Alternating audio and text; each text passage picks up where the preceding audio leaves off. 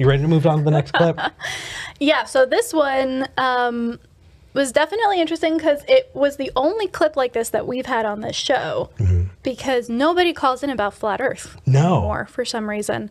I think that's a good thing, maybe, but Connor had his own ideas.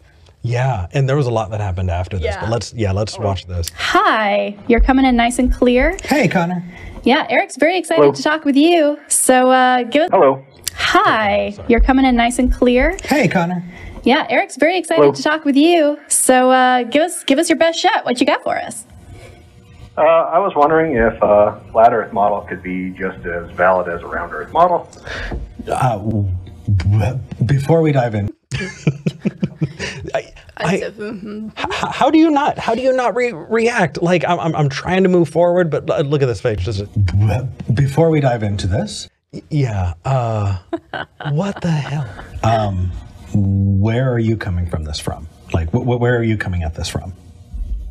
Well, I think you could do a series of coordinate transformations and allow for what they say is like Pac Manning. And you have like a map projection. So if you ran a series of coordinate transformations. Yeah, we should have asked, what is Pac Manning? Right away, that should have been. I thought I misheard. Like he stuck Pac Manning into like running coordinate transfers, and I'm like, maybe it's like a engineering thing. I don't know. I'm hoping to listen for context clues so that we don't just jump off base. Over the whole universe, and put the center of the Earth at the center of that coordinate system. Then wouldn't you have like a flat Earth model? Where any experiments or whatever you did would, sort of. So let's. I mean, let me see if I've got this right. So I, in the last video I was making, needed to work with a map of the Middle East, right? Specifically the Levant area. Jerusalem, Israel, the Dead Sea, all of that area.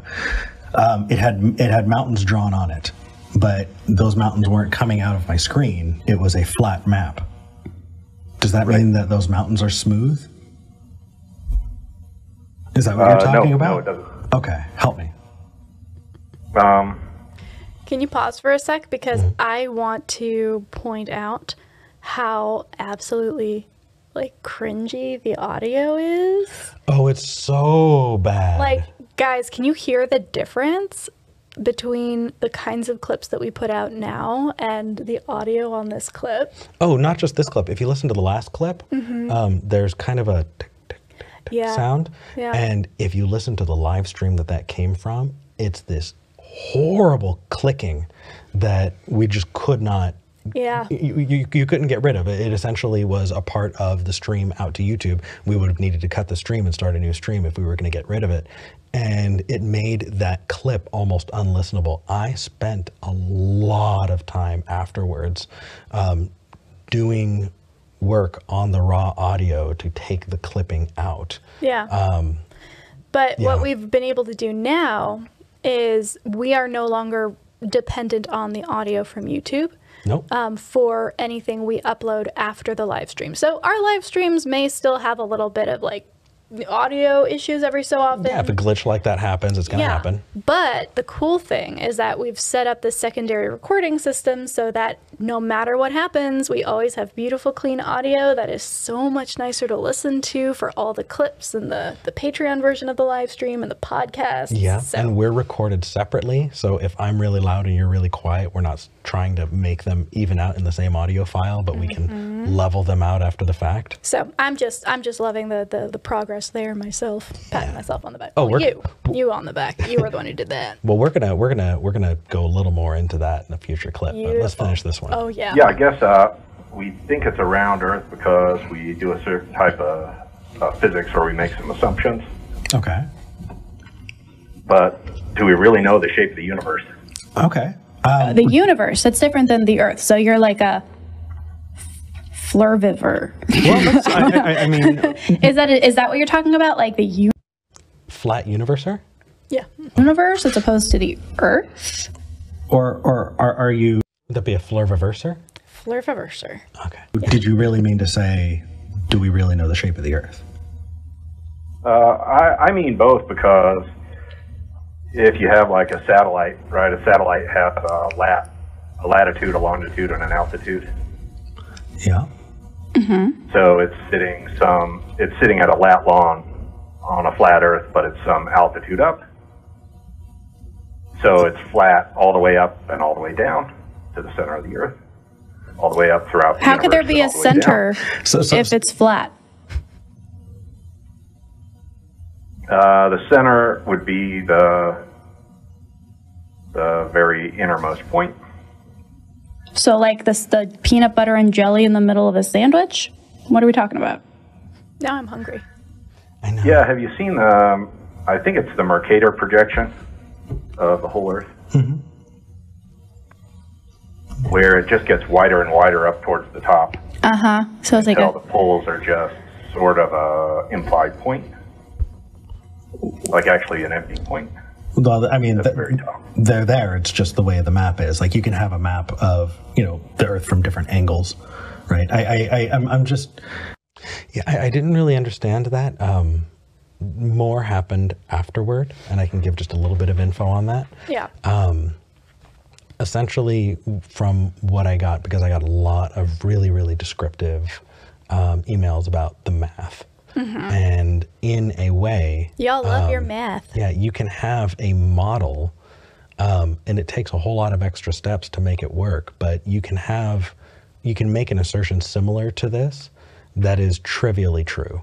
But it doesn't actually change what it is. It just relies on reality to have very specific properties for your case to be true, and you need to just assume that reality has those properties so that your case is true. It's just not... Is it like we were talking about the other day, where I don't like tamarind, but I find ways to make tamarind flavor accidentally with other combinations of spices and ingredients?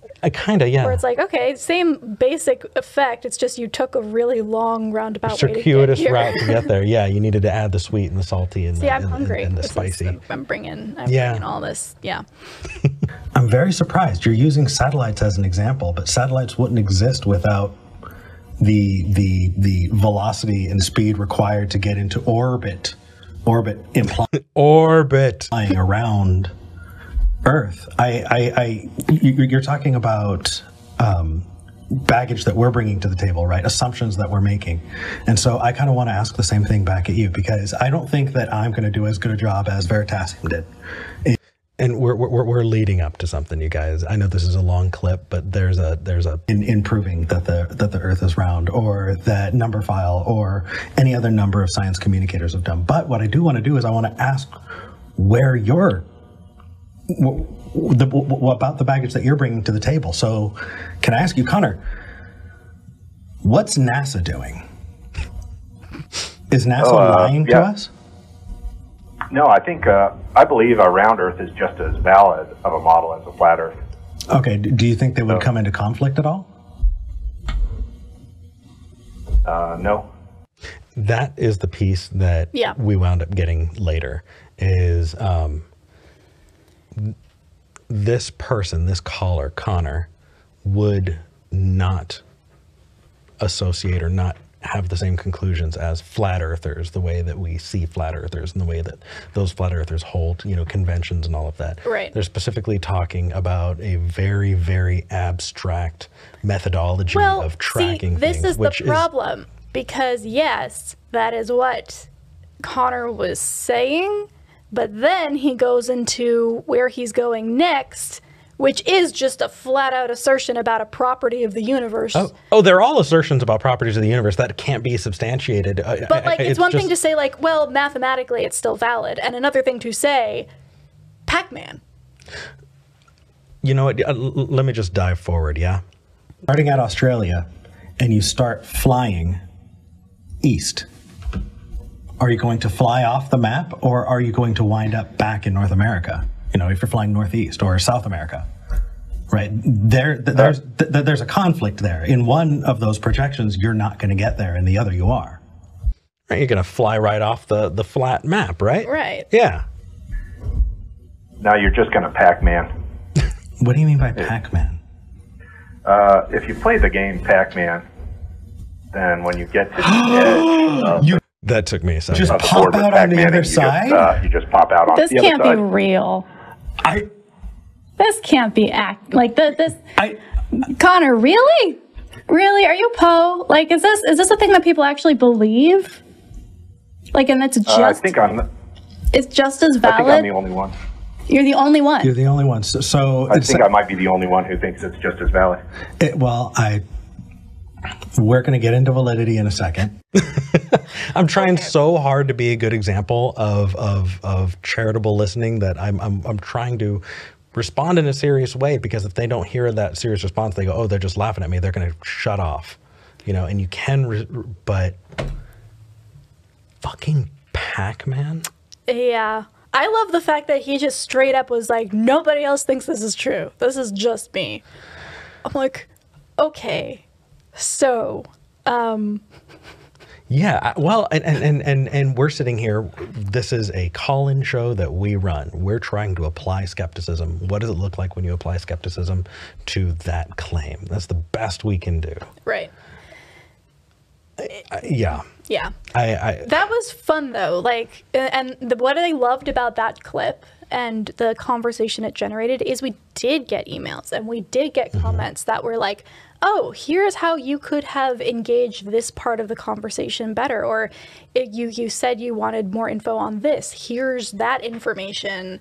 You know, next time someone calls in, you can have this at your disposal. Yeah. We freaking love it when you guys engage like that and bring your areas of expertise. And I spent so much time reading these detailed analyses, and I mean, essentially, some people like drew us whole like graphs and stuff. Yeah, and they are people who know what they're doing. You know, we did get a lot of really great information, and I was only able to absorb so much of it, but from what I understood, what this person was describing wasn't flat Earth the way it's talked about, you know, in those documentaries and stuff. This is quirks of coordinate tracking.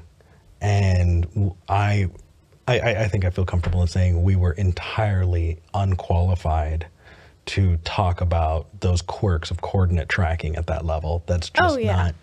But another thing to keep in mind here, and this is just in general while you are maybe engaging with somebody on a topic like this, it's very important that they are able to explain things to you in a way you will understand if their goal is to communicate with you.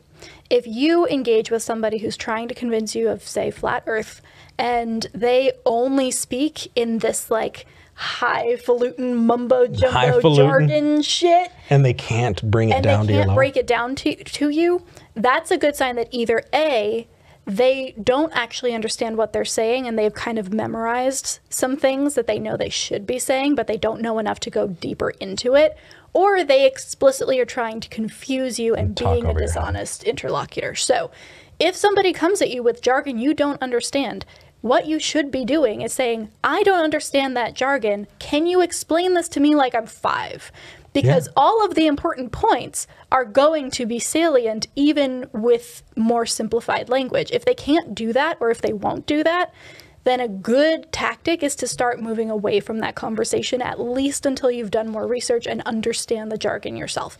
Because trying to counter it with your own jargon, or, you know, like trying to fly by the seat of your pants. Yeah, you're not going to learn anything. None of that's going to work. You're going to end up looking silly. So we have learned by trial and error, when someone comes at us with something we are not qualified to talk about, we just say, hey, we don't know what that means. Can you put it another way for us? And if they can't, cool. Why'd you call in?